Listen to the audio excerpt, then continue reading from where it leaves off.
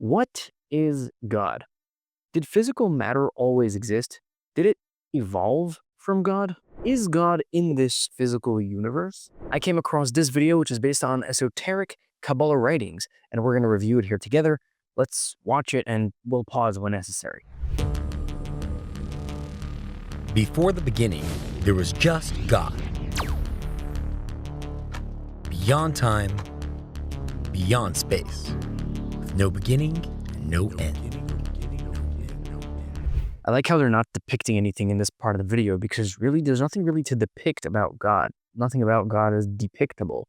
But I see how they take this text and they make it infinite, just going on and on. That's a very interesting way of bringing this across. He had everything except who to share it with.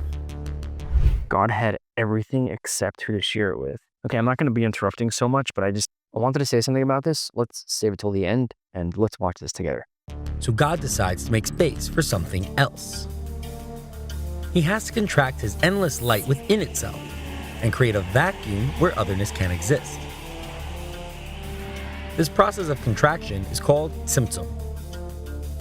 He then allows his infinite light to re-enter the void in a controlled form and repeats this process many times, getting progressively less potent.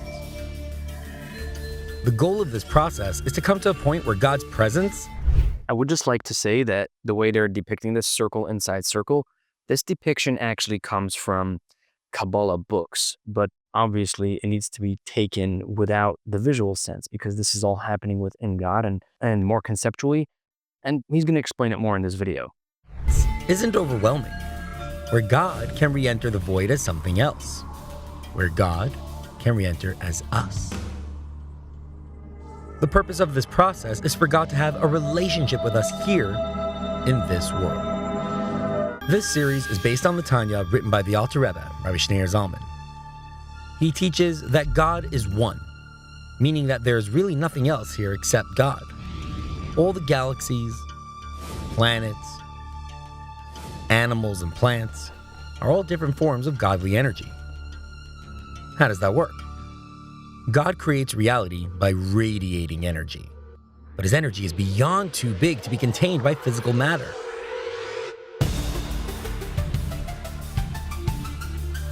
So in order for God to create physicality, he first needs to condense his energy down into a more containable form. Imagine electricity. You have a turbine under Niagara Falls harnessing tons of water and turning it into electrical energy. But the voltage is too high, so when the electricity comes into your city, it first needs to go through a transformer to lower the voltage so that it doesn't blow out the power lines. This process gets repeated once the power comes to your neighborhood, again on your street, and once more in your home on the electrical panel. Now it's safe to charge your phone. Try charging your phone directly under Niagara Falls. Not such a great idea. We need power to go through transformers to be lowered for it to be safely used. The same thing applies with God's energy. That's a very interesting metaphor. Obviously, we need to understand all this without the physical time and space. Like he said in the beginning, God is beyond time and space. This metaphor with the electricity works within time and space. The electricity is an actual limited amount of electricity, energy, electrons, which are going on in the atoms, and they go through wires, which is also limited by time and space. This God Tzimtzum, this God limitation, is a conceptual idea. It is infinitely too powerful at the source to be safely contained by physical creatures. God first needs to transform his power down through the process of Tzimtzum, a contraction of energy, so to speak. So to speak, this is all metaphorical.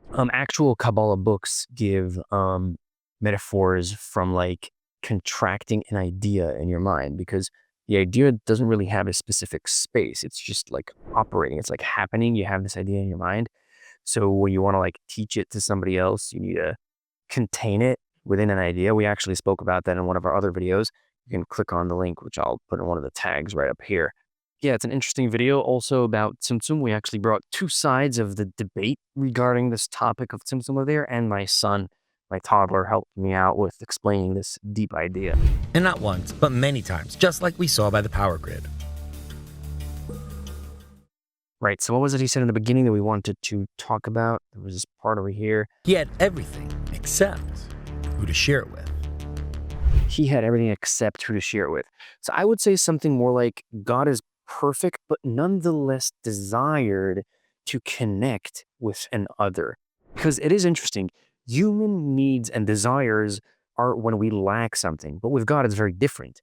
God's desires come from his perfection, from his wholesomeness, from his purity and infinite truth. Whatever, deep topic. So just make sure to stay around for more and make sure to like this video if you liked it. And if you like what we do over here, consider buying me a coffee by hitting that link at the top of the description below. And as always, thank you for watching and staying here till the end.